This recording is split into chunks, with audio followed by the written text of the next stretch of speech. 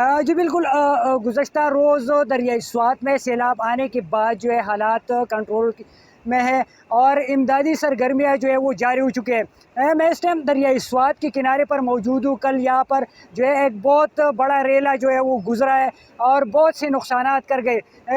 کالام کا روڈ جو ہے وہ بند ہو چکا ہے، اس کا زمینی رابطہ جو ہے وہ شہر سے منقطع ہو چکا ہے۔ سیاح وہاں پر پھنسے ہوئے ہیں، سیاحوں کو نکالنے کے لیے بھی امدادی سرگرمیوں کا آغاز ہو چکا ہے اور جو بجلی کا نظام تھا جو یہاں پر منقطع ہو چکا تھا اس پر بھی کام شروع ہو چکا ہے اور بہت جلد جو ہے حالات قابو میں آ جائیں گے۔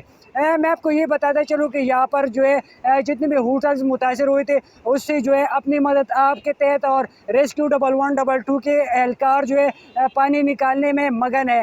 میں آپ کو یہ بھی بتاتا چلوں کہ سوات میں سیلابی ریلے میں 15 جو لوگ ہیں وہ لقمہ اجل بن چکے ہیں اور کئی جو ہے زخمی ہو چکے ہیں۔